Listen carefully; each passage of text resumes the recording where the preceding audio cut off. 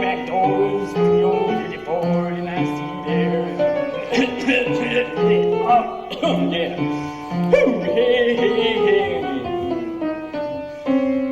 The only things I've ever stolen from the rich and well-fed are some of those foolish fairy tales they tell before they go to bed.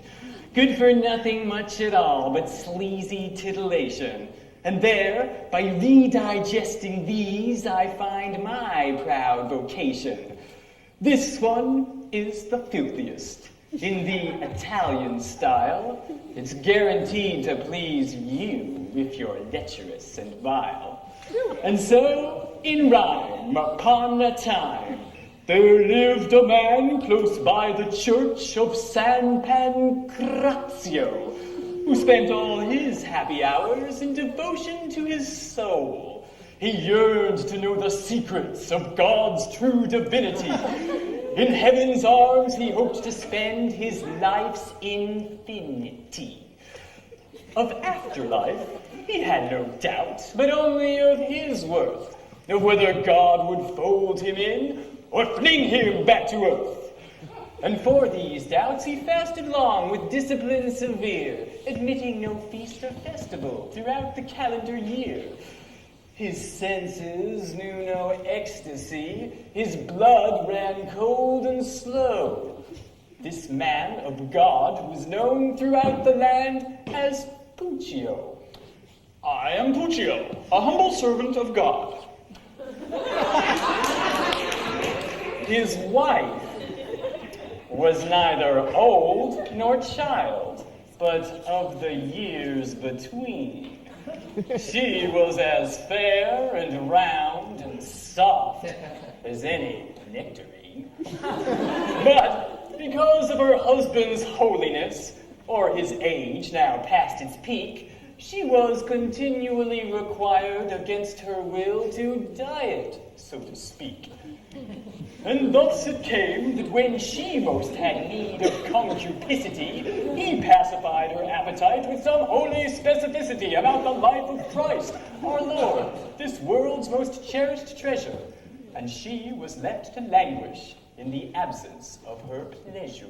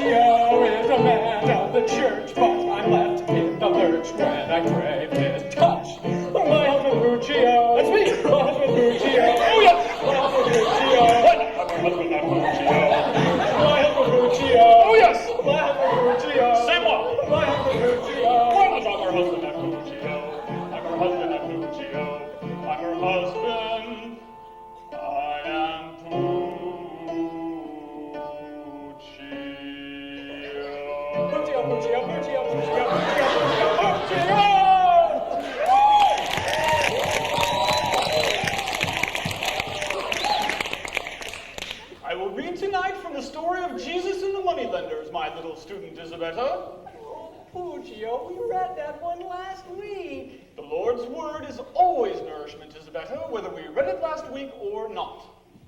Puccio, my heart is so empty. Let your Puccio fill it with the good book. I love you, my dear. Heaven will be ours.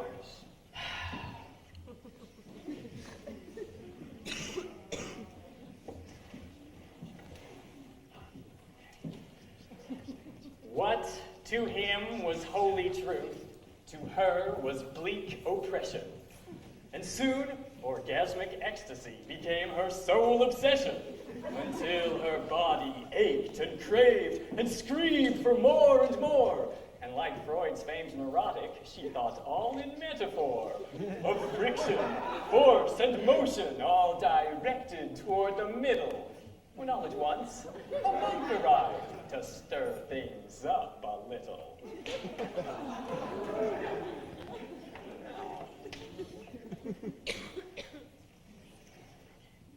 Isabetta, my pet, I've just met a monk. He's scholarly and good.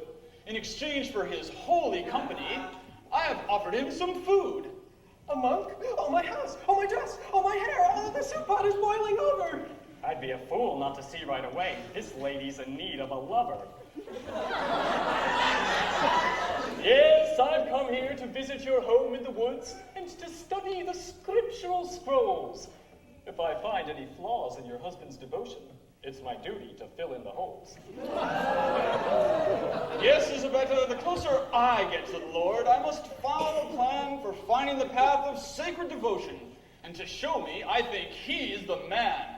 Well, have some soup and break some bread. Come sit here at my table. I'll play the humble housewife just as well as I am able. My wife is good and close to God, his will in her enacted. The only trouble that I see, she's often quite distracted. The fool can't see she's dying from a lack of fornication. He thinks that the thing she needs is Christian medication. Puccio, my good friend, I'll make it my vocation to also, as I'm serving you, hear your wife's oblations. If I find any stuff amiss inside her Christian heart, firm correction she'll receive. It is my holy part. Why, thank you, Father, that's quite nice. If I might beg your pardon, you can do that thing right now. I'll go out in the garden. Look, monk, I don't need no Christianity. I see that your husband is old. Yes. And you are young. Oh, pitiful me, to be young and married to a religious old fool. I see that you are in some ways unfulfilled. If he spent 1/10 of the energy that he spends on God on my humble needs, we would be so much happier. I am still in the prime of youth. Perhaps I could serve your husband's office. Oh, Father, my eternal damnation. And yet, you really mean what you say? To your husband, I appear to be a monk of true gentility. But what this habit most conceals is my monkish virility. I've watched you at the table, undressed you with my eyes. The only God I want right now is there between your thighs. Your offer is appealing, but I know churchmen. What's the catch? Will I be condemned to the tortures of heaven if I share with you my snatch? Is this some plan to steal my soul for that eternal bore? Or may I, as the saying goes, in my own house play the whore? I swear, I only wear these garbs to get into ladies' beds. You'll still be sent to the fires of joy forever when you're dead. As devils, we accept the souls of all who so entreaty us. Leave heaven to your husband, where his games won't seem so tedious. But my husband, he never leaves. He's always around the house with his mumbling devotions. He's always either praying or teaching me Bible lessons. We will never get the chance. Ah, the air is good and the garden pristine. God shines in all his creations. Have you two come to terms with paradise? We have, but also we have not. A riddle, my dear? A conundrum? In defining paradise, we are quite clear.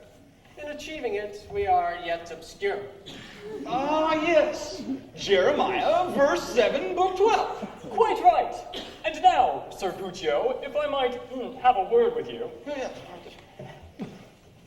That monk is clever, and handsome, and young. I hope he finds a way, and I pray That he's well hung.